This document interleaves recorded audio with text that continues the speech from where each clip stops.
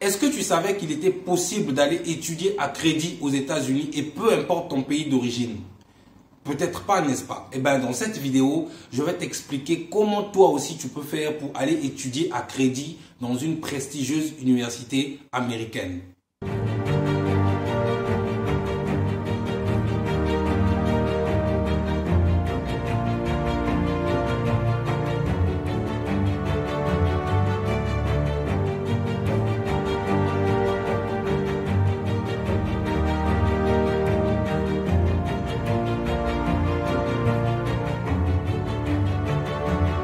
Bonjour les amis, si vous me découvrez pour la première fois, je m'appelle Arel Venus, entrepreneur, résident en Turquie. Je suis également le fondateur de Venus Global Academy, une structure qui vous assiste dans vos démarches d'études à l'étranger, mais également dans vos démarches d'obtention de permis de travail. Si vous êtes étudiant et que vous souhaitez venir étudier ici en Turquie, sachez que j'ai conçu un document qui s'appelle les 5 bonnes raisons d'étudier en Turquie. C'est un document qui vous permet d'avoir de plus amples informations sur la Turquie, notamment le coût de la vie, le coût des études, le coût du loyer et toute autre information relative à la Turquie. Donc, si vous êtes intéressé à obtenir ce document, veuillez me contacter à travers mon numéro WhatsApp qui s'affiche en bas de l'écran. Je vais vous l'envoyer gratuitement.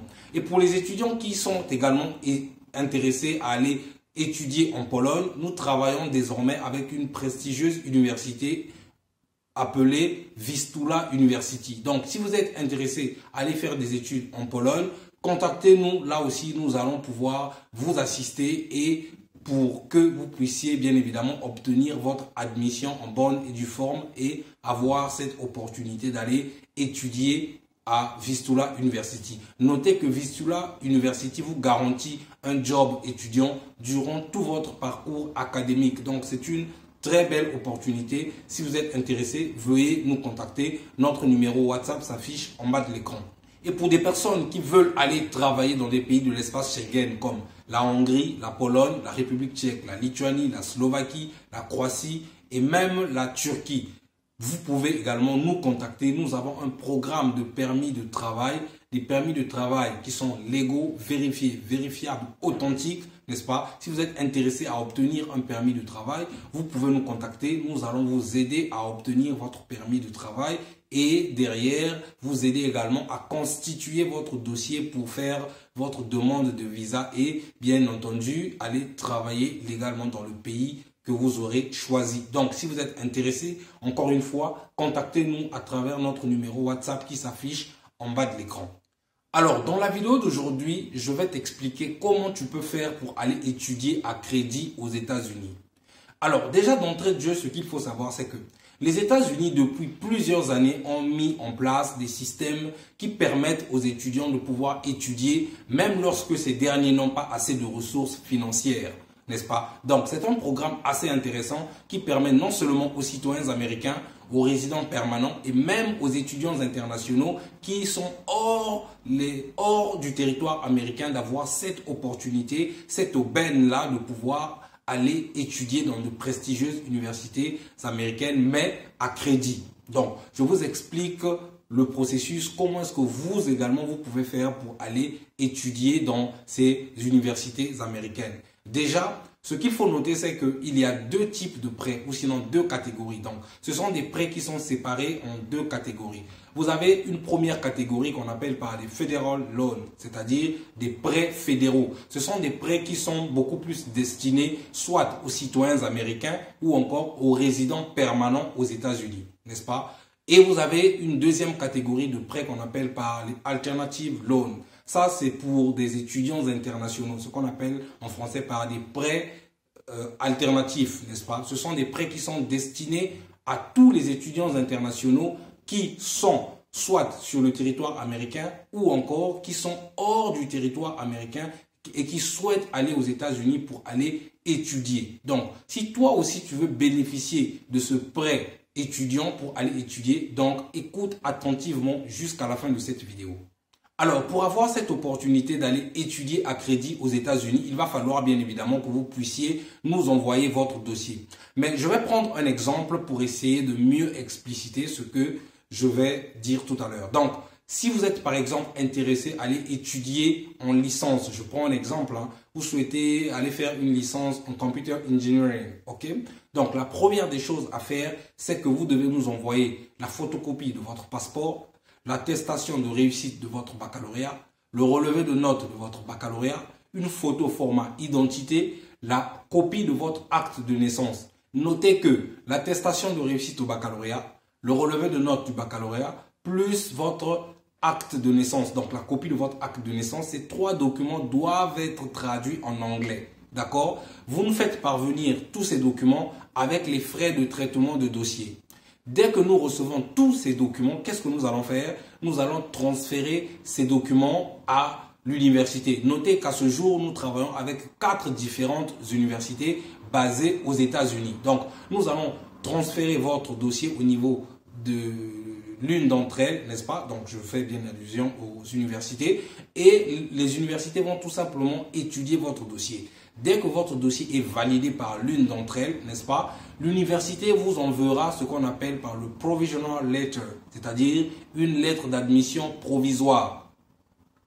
Dès que nous sommes en possession, enfin je dis nous parce que c'est nous qui allons gérer votre dossier, d'accord? Dès que nous sommes en possession de cette lettre d'admission provisoire, ce que nous allons faire dans un deuxième temps, c'est de monter un dossier de prêt. C'est-à-dire, nous allons constituer un dossier pour vous, n'est-ce pas? Et soumettre auprès de ces institutions financières. Veuillez noter ici que ce sont différentes institutions financières qui prêtent, enfin qui mettent à disposition ces fonds. Ça peut être des fonds d'investissement, ça peut être des banques privées, etc. Ça peut même être des particuliers, n'est-ce pas? Donc, nous allons soumettre votre dossier de candidature afin que l'une de ces structures financières vous octroie le prêt bancaire, n'est-ce pas? Mais le prêt bancaire ici ne veut pas dire qu'on va créditer votre compte de 30 000 $, 40 ou 50 000 $. Non.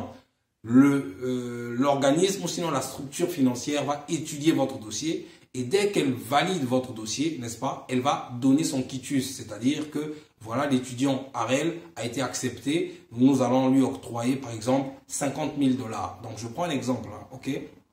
Parce que ce qu'il faut noter également, c'est que ces institutions financières-là travaillent également en partenariat avec ces universités-là. Donc, l'institution va entrer en contact avec l'université pour se rassurer si réellement l'université a déjà octroyé une lettre d'admission provisoire à cet étudiant, n'est-ce pas? Et va essayer de voir tous les mécanismes possibles, combien la formation peut coûter, combien la chambre au campus peut coûter pendant toute la durée et combien de temps dure la formation, etc. Donc, ça va être une étude qui prend maximum 3 semaines. Donc, entre la structure financière et l'université. Et dès que ces deux entités-là tombent d'accord, trouvent un processus ou un compromis, d'accord, votre prêt sera validé et à ce moment-là, l'institution financière nous enverra le bon de confirmation, c'est-à-dire un document qui atteste que l'étudiant a été accepté et a reçu par exemple un prêt de 30 000 $ conformément au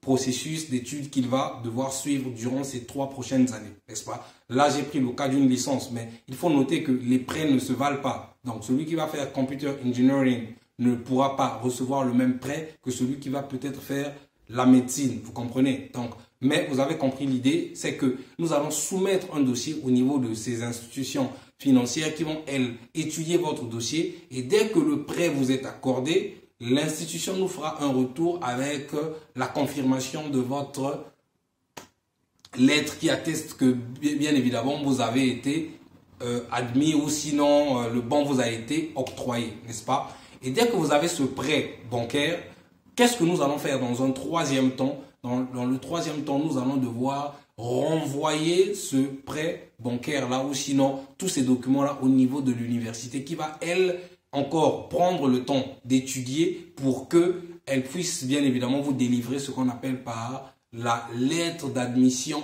officielle. Et dès que nous recevons la lettre d'admission officielle, avant bien évidemment de vous envoyer tous ces documents, vous allez devoir payer nos honoraires. Vous comprenez que ce n'est pas gratuit les amis, mais ne vous en faites pas, ce n'est pas non plus une somme colossale que vous allez nous verser. Donc, je vais récapituler pour essayer de mieux expliciter. dès que vous payez nos honoraires, nous à notre niveau, nous allons vous envoyer tous les documents, c'est-à-dire la lettre d'admission officielle, le bon ou sinon le prêt qui vous a été octroyé par la structure financière. Et dès que vous avez ces documents, vous allez cette fois-ci commencer par constituer votre dossier de demande de visa. Donc vous rapprochez de l'ambassade des États-Unis de votre pays afin bien évidemment de pouvoir constituer votre dossier de demande de visa étudiant. Mais, oui, il y a un mais. Si vous ne parlez pas anglais, les amis, c'est pas la peine. Je répète, si vous ne parlez pas anglais, c'est que cette opportunité n'est pas faite pour vous. Parce que vous n'irez pas aux États-Unis pour aller faire une année préparatoire de langue. Vous irez aux États-Unis pour aller commencer tout de suite avec vos études. Donc, si vous ne parlez pas anglais, même si vous avez ce prêt bancaire, même si vous avez une admission officielle en bonne et due forme venant d'une université, les amis, vous n'obtiendrez pas votre visa. Vous aurez un refus. Donc, soyez-en sûrs que vous avez un très bon niveau d'anglais, les amis, parce que ça va jouer en votre faveur. Si vous ne parlez pas anglais, prenez le temps, même 6 mois, 8 mois, de faire des cours d'anglais. Mais si vous parlez anglais, c'est que cette opportunité est faite pour vous. OK? Donc, une fois que vous allez arriver à l'ambassade, vous faites votre demande de visa, vous avez votre visa, n'est-ce pas? Vous allez aux États-Unis et vous allez tout de suite commencer à faire vos études. Donc, si c'est un parcours de 3 ans, pour celui qui va peut-être faire Computer Engineering, vous allez commencer avec vos études. Notez que c'est un bon ou c'est un prêt bancaire qui prend en charge vos études, votre chambre au campus, votre nourriture, etc. Donc, vous êtes logé, nourri, véhiculé, vous êtes aux petits soins avec bien évidemment ce prêt étudiant, n'est-ce pas? Et une fois que vous aurez terminé votre cursus, vous avez ce qu'on appelle par la période de grâce, n'est-ce pas? C'est-à-dire que la structure financière part du principe que lorsque vous aurez terminé vos études, vous aurez besoin d'une période, n'est-ce pas? Je peux appeler ça période de grâce ou période de transition pour bien évidemment trouver un emploi et commencer à rembourser votre prêt étudiant, n'est-ce pas? Donc, dès que vous aurez terminé vos études, vous aurez une période de grâce. Ça peut être 6 mois, une année et demie, en fonction bien évidemment de chaque structure, n'est-ce pas? Et une fois que vous trouvez un job, vous allez devoir commencer à rembourser votre prêt étudiant. Ce n'est pas toujours facile parce que beaucoup d'étudiants se mettent cette pression-là, n'est-ce pas? Lorsque vous avez un prêt et que vous n'avez pas encore trouvé un job, ça peut être compliqué, mais si vous êtes sûr de vous, vous êtes sûr de vos compétences, vous pouvez toujours nous contacter et nous allons vous aider à pouvoir réaliser votre rêve, celui d'aller étudier aux États-Unis à crédit. Je répète pour une meilleure compréhension. Si vous êtes intéressé à aller étudier aux États-Unis à crédit, première des choses, envoyez-nous votre dossier. Le dossier doit être composé de la copie de votre passeport, de l'attestation de réussite de votre baccalauréat, de votre relevé de notes du baccalauréat, la photocopie de votre acte de naissance. Traduisez ces 3 derniers documents en anglais. Vous nous envoyez ces documents avec les frais de traitement de dossier. Et nous allons à notre tour envoyer tous ces documents-là dans l'une des universités avec lesquelles nous travaillons, qui vont, elles, étudier votre dossier. Dès que le dossier est accepté, l'université va vous envoyer la lettre d'admission provisoire.